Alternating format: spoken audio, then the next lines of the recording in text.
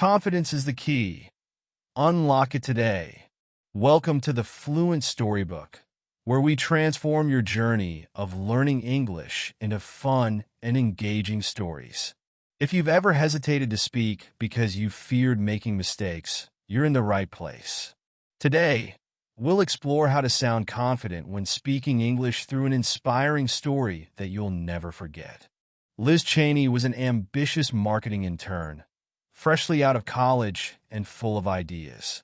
But there was one thing that kept her up at night: public speaking, especially in English. Liz was fluent in her native language, but English felt like uncharted waters. Words seemed to tangle in her mouth, and her mind raced faster than she could speak. The moment she dreaded finally arrived. Her manager announced that she would be presenting her project to the team in next week's meeting. Liz's heart sank. Her thoughts spiraled into panic. What if I mess up? What if they don't understand me? That night, she sat at her desk staring at her laptop. The presentation slides were ready, but she wasn't. She read the lines over and over, her voice barely a whisper. Each time, she stumbled over words like collaborative and innovative. It felt impossible. The next day at work, Liz confided in Sarah, a senior colleague she trusted. Sarah listened patiently and then smiled. Liz, you're overthinking it. Confidence isn't about perfection. It's about showing you believe in what you're saying. Let's work on this together. Sarah helped Liz rewrite her presentation in simpler, conversational English. Instead of jargon-heavy phrases, they used clear, concise language. Liz practiced saying each sentence slowly, focusing on clarity rather than speed. Think of it like telling a story, Sarah said. You're just explaining your ideas to a friend. Liz nodded, still nervous, but feeling a flicker of hope. Every day after work, Liz stayed back to practice. She stood in the empty conference room, imagining her team in front of her. She used a recording app on her phone to play back her speech. At first, hearing her own voice made her cringe. But gradually, she started to notice improvements. Sarah also introduced Liz to a breathing technique. Take a deep breath before you start, she advised. It'll calm your nerves and give you control over your voice. Liz practiced breathing deeply and smiling as she spoke. When the day arrived, Liz's stomach churned as she walked into the meeting room. Her teammates were seated, their eyes on her. The projector lit up the slides, and it was her time to shine or crumble. She took Sarah's advice. Liz started with a deep breath, looked up, and smiled. Good morning, everyone, she said. Her voice wavered slightly, but she pushed through. As she presented, Liz focused on the points she had practiced. When she stumbled over a word, she paused, took another breath, and rephrased it. She noticed nods of approval from her colleagues, which fueled her confidence. By the end, Liz had done it. She wasn't perfect. There were moments when she hesitated, but her message came across clearly. As she wrapped up, the room erupted into applause. Her manager even complimented her on her clarity and poise. That day, Liz learned a valuable lesson. Confidence isn't about never making mistakes. It's about how you handle them. By simplifying her language, practicing daily, and using calming techniques, she turned a terrifying experience into a triumph. Liz walked out of the meeting room with her head held high. For the first time, she felt like she could face the challenges of speaking English and win.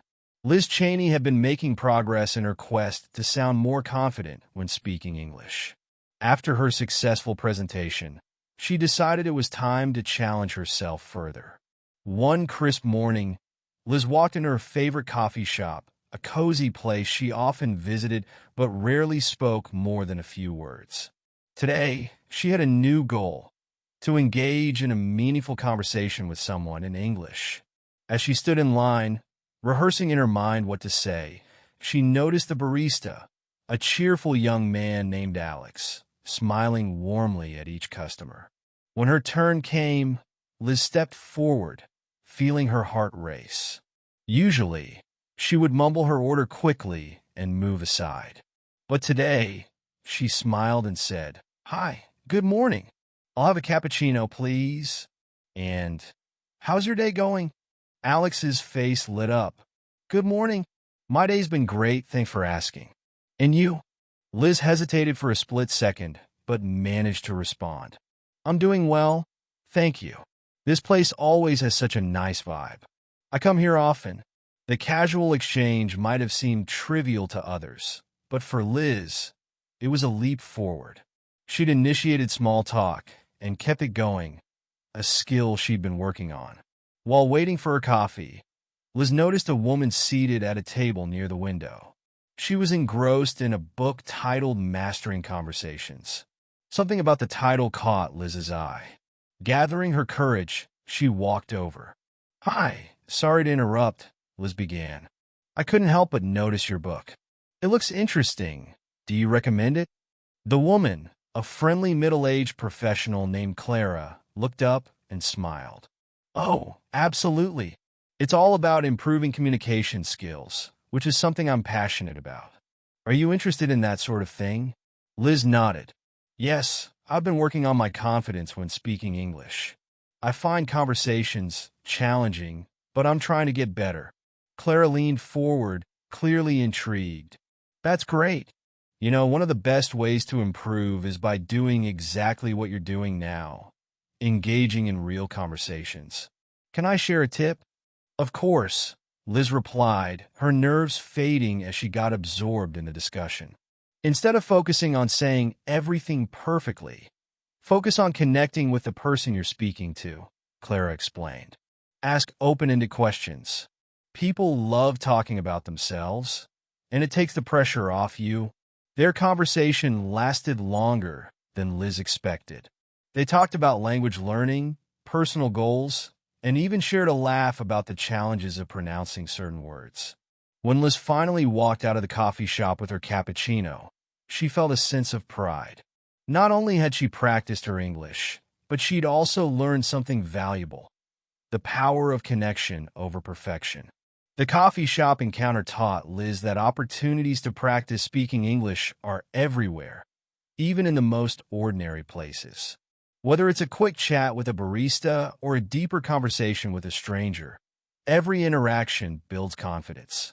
As she walked home, Liz made a mental note: keep talking, keep learning, and don't fear mistakes. She couldn't wait for her next chance to strike up a conversation. After her success at the coffee shop, Liz Cheney was starting to feel more confident in her English-speaking abilities.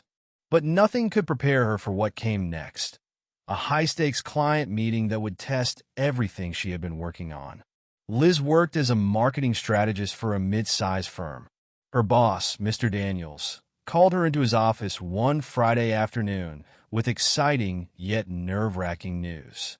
"Liz, you've been doing excellent work," he said, smiling. "Our company has a big presentation scheduled next week with one of our top clients, Thompson & Company. I'd like you to lead the discussion about our new campaign strategy." Liz froze. Leading a client meeting? In English? Her mind swirled with doubts. But Mr. Daniels' confidence in her was clear. "You've got this," he said. "Your ideas are brilliant, and I know you'll do great." Over the weekend, Liz prepared tirelessly.